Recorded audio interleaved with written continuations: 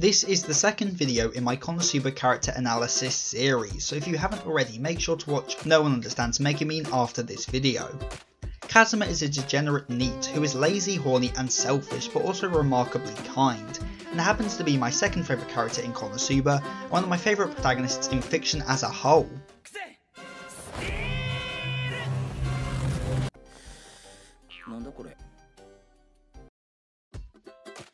One of the reasons Kazuma is such a good character is down to how down to earth he is, in that he is a pretty average teenage guy. He likes games, light novels, manga and anime. He is an otaku by nature. He also didn't go to school and didn't have a job, making him also a NEET. Before being isekai'd, he had never had any relation with a girl, and had the pent up sexual desires you'd kind of expect from a virgin 17-year-old. He's the stereotypical weeb, and keyword here is stereotype, so don't get offended all you otakus watching this video. Wait, aren't I one of those stereotypical weebs? Anyway, moving on, Kazuma is also kind of a scummy person, in that he is lazy when he doesn't have to put any work in, he exploits others when possible, and will act like a spoiled child when stuff doesn't go his way. However, again, this kind of just goes back to the relatability factor, as funny enough most people are not saints, and many of the things Kazuma does, well, I wouldn't be surprised if many normal people also did those things. Like how Subaru from ReZero is relatable due to being a nice awkward guy, Kazuma is relatable for being a selfish and lazy guy that is awful with women. Usually protagonists in stories fall into two camps. First is the heroic, powerful protagonist that inspires, such as Goku from Dragon Ball, Luffy from One Piece or Madara from Madara Box. And second is the relatable protagonist, much more common in ecchi and slice of life, such as the before mentioned Subaru from ReZero, Ryuji from Toradora and Kazuya from Rent a Girlfriend. And which of these two does Kazuma fall into? Well, the latter, as he isn't meant to be teaching morals or to inspire you to greater heights. No, he is meant to be a normal scummy guy trying to survive in a fancy world with a useless party where the power scale is well mucked up.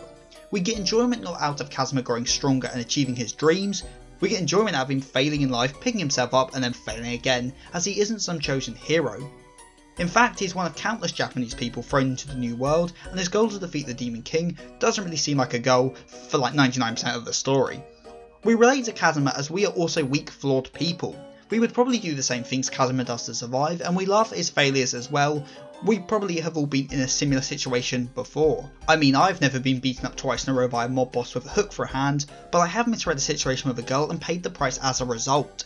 And this isn't to say that the more stoic protagonists are bad, more that this isn't a role Kazuma fulfills. In fact, within Konosuba it's Mitsusugi that fills that role, though in usual Konosuba fashion he is ridiculed for it, but that is going off topic. Kazuma's relatability is one of his most impactful features as a protagonist, as even if as a viewer you disagree with his actions, you can probably understand at least what he is thinking in that moment. And although a cool design and personality always helps in making you like a character, I think understanding their motives and philosophy helps you to truly love a character to a much greater extent. And by Kazuma being such a relatable character, it is very easy to put yourself in his shoes, and as a result it's much easier to connect with the character on a deeper level, which I feel is the reason that Kazuma is such a popular character in the anime community as a whole. Short bit of backstory just to refresh us all.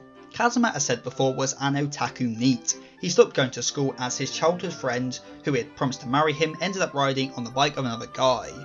No, well, yes, this may sound like an overreaction, but again, if you grew up as a nerdy kid with no idea of how to actually convey feelings to a girl, then this may hit home a tad.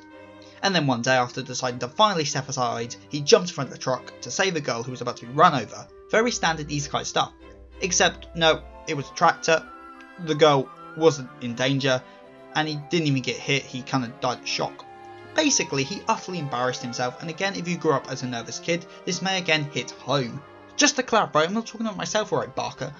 This backstory informs quite a few things about Kazuma's character. Number 1, he is emotional, especially towards girls. Number 2, he is lazy by nature. And 3, that he is deep down still a kind person and will put himself in danger for another. See, 2 flaws and a positive, which is good character writing, as flawless characters, unless done in a very particular way, such as Madara or in a comedic sense like Sakamoto, are usually bad characters. Kazuma's backstory is short and sweet, giving us the impression of an emotional and lazy teenage boy who at times can be very kind and make selfless choices. Which is a brilliant sum up of his character as well throughout the story. He is highly emotional, turning from anger to depressed to happy as if by the flick of a switch. He is very lazy, going through periods of refusing to do quests, but is also very kind, putting his life on the line countless times to defeat the Demon King's generals and to save his friends. And also in the light novel at points he sacrifices his entire fortune and wealth to again save his friends, and considering how fixated on money Kazuma can be, again this only speaks to his kind heart. But now we've explored his relatability and backstory, I think it's time to dissect the individual components to his personality, be them flaws or merits, as by doing so we can understand Kazuma not just as a character but also as a person. Before I tackle Kazuma's more pervy side, I want to make one thing clear, just to avoid offence. I live by the philosophy that in the right context anything can be joked about, and if you disagree with that, more power to you. So when I discuss Kazuma's more pervy and sexual actions and the comedy they entail, I want to make clear that although I find these jokes funny, that is in the context of Konosuba as a comedy series, and that I don't inherently find these actions acceptable and comedic in relation to the real world. Sorry for the disclaimer, I just want to make these videos as accessible to everyone as possible and to not cause any offence if again possible. Anyway, with that said, Kazuma is a perv, and it's one of his most striking aspects. His signature spell, Steal, often involves him stealing the panties of girls, after all. And although yes, his obsession with girls could be traced back to having his heart broken by his childhood friend, I do think it's more likely that the reason is just that he is a sexually starved teenage boy, which again only adds to his relatability factor as well. Many teenage boys are also equally lusty, and often Kazuma does get punished for these actions, though not as much as a character like Roshi from Dragon Ball. However, one clear thing to note is that although Kazuma acts like some player, when push comes to shove, he is still just a boy who has never done anything intimate with a girl. I mean, he even comments at one point that he now understands why soy boy protagonists in light novels don't ever get with their party members, as he is a nervous wreck when confronted with a chance of actual romance. Which in the light novels leads to many scenes of him getting cold feet, as well. Even in the anime, the only reason he did what he did with Darkness was because he thought he was in a dream. He obviously does want to have a relation with a girl, true. He has never done those kind of things before, so of course he would feel nervous. Again, this is relatability. And well, he always has the succubus service if he gets too worked up. He also uses his belief of true gender equality as an excuse to dropkick and harass women. And although there is some merit to his way of thinking in terms of actual gender equality, maybe not so much for his actions themselves. And let's not forget he admitted to having committed petty misdemeanors such as sexual harassment, jaywalking and public urination. Basically, Kazuma is sexually frustrated and due to not being punished for it too much, will engage in creepy and pervy actions in order to satiate his own lust. Though, as he is a flawed character, he often gets cold feet when his actions occasionally bear fruit. So that was a more negative aspect of Kazuma, but I think it's time for a more endearing aspect of his character to take centre stage. Kazuma may be a scumbag and may insult people to their faces, but when push comes to shove, he is a kind and caring person. I mean, that is evidenced by the fact he jumped in front of a truck to save a girl, and even after death, the thing he cared about most was whether that girl was okay. As although he may be outwardly scummy, like most people he does value human life and the safety of others. He risks his life fighting enemies he should have no chance against to save people, and despite Darkness is forced to marry a fat old noble, Kazuma saves her. How? By giving away his entire fortune, which was quite large at the time. He gave away all his wealth just so his friend wouldn't be stuck in a loveless marriage, and also risked his own life by interfering with the world of nobles as a mere adventurer. He also comforted Megumin after she killed Warback, acted as the older brother to Iris, giving her a fun life, and went all the way to the Demon King's castle just to bring back Aqua, who had run away from home. Kazuma has done some very heroic and selfless things, so is by no means just a degenerate. He is a degenerate with a kind heart, who in tough times is reliable, and though he won't admit it, will do anything for his friends. Spoiler warning ahead for the light novel, and these are major plot spoilers, so if you haven't read the light novel, please skip to this time here. Okay, anime onies, are you gone now? Romance is strangely enough quite a prevalent thing later on in Konosuba, specifically around our boy Sato Kazuma. Kazuma has two potential love interests by the end of the series. First is Megumin, who most likely became his lover after the main story, and second is Darkness, which is less likely in my opinion. He likes them both, and like I said earlier, got cold feet when the encounter, for lack of a better word, arose. Kazuma and romance kind of ties together his kind side and pervy side together, although one motive seems to be the more lusty things. He does seem to actually want a proper relationship beyond sex, at least in my opinion. And once again, this desire for a relationship again speaks to his normality and relatability. As well, let's be real, a lot of younger people want a partner just for the more intimate reasons, and although this seems to be Kazuma's main concern, When stuff starts to get moving, he realises his desire for an actual connection as well, which mirrors a lot of younger people who have crushes on people for their looks, but then learn through a relationship that the emotional support is just as important. To make this easy, I'll go through Kazuma's relationship with Megumin first, and then with Darkness. Starting off with Megumin, Kazuma at first was pretty excited by the idea of a sexual relationship, but then due to his low self-esteem when confronted with a woman in an intimate setting, assumed she was just leading him on.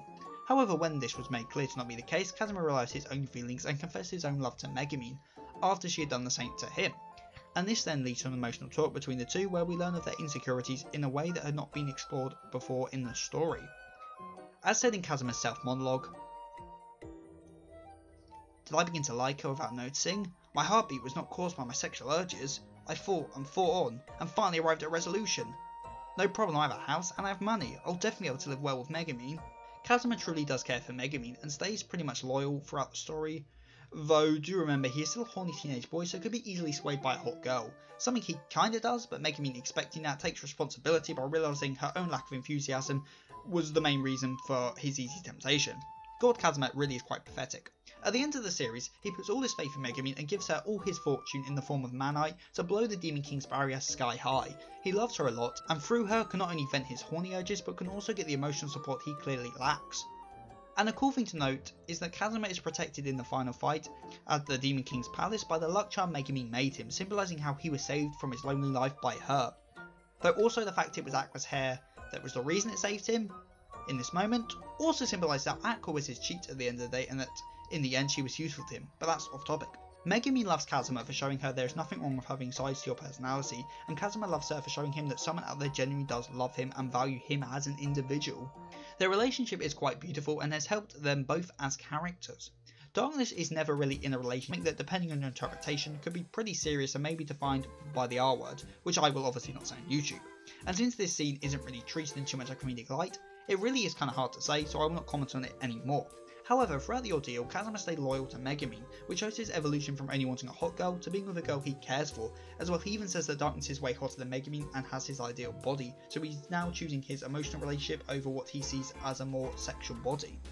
Kazuma's love life and how nervous he gets around it speaks to a level of realism you rarely see, especially in isekais where the protagonist has a harem. And once again, for like the millionth time, makes him relatable. Also, the fact a protagonist actually makes progress of a girl in a comedy isekai is well out of the ordinary, something even Kazuma comments on, so there you go Konosuba, breaking the tropes yet again.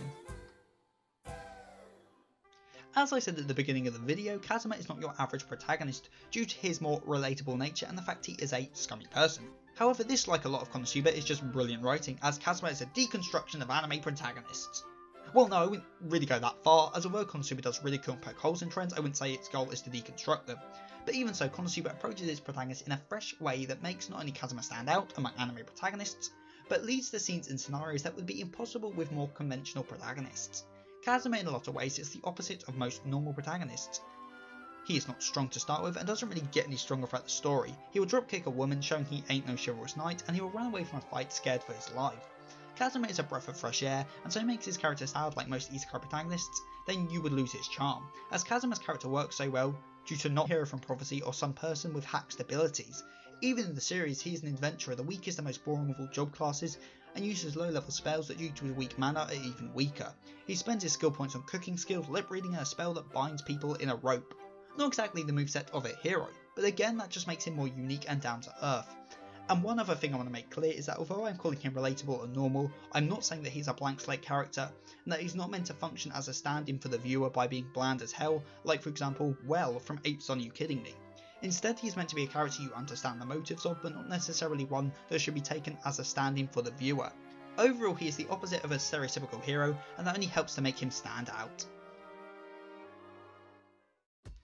Kazuma is my second favourite character in my third favourite series, so yes, I really do like him a lot. I completely agree with his views on gender equality, and although I don't think we should really be dropkicking people to start with, if we do it should not matter their gender. I also relate to Kazuma on a very deep level, as well I am also a weeby otaku, and have had issues with women in the past. He's a flawed person, and I really appreciate that, as I am also a flawed person. I'm not very good at many things, just like Kazuma, and can be quite lazy at times, again like Kazuma. I don't think there is any other character in fiction I relate to more than Kazuma, which only speaks to my understanding of his character and how much I like him. Also I have the same birthday as him, so my affinity with him grows even stronger. Kazuma for me is like comfort food. He is just like me in a lot of ways and keeps going while making mistakes along the way. Even if he is fictional, he shows me that even if you are a useless otaku and mess up a lot of the time, you can still have friends and still succeed, even if only in little ways. Because no matter how much I mess up, I'll never end up in as rough a place as Kazuma. So if he can keep going with friends at his side, then there is no reason I can't as well, even if I mess up in life. Kazuma in that way inspires me and helps me to appreciate my own life choices. He has made me laugh so many times, entertained me to such an extent, and has shown me that even if I am an otaku that makes videos online about anime, at least I'm not an otaku stuck in another world with a party of useless characters. In conclusion, Kazuma is not your average protagonist, who is distinguished by his unheroic traits and how normal ends. He is far from a model person, but that's because he's just average. He's a normal guy, and being normal is what makes him so special.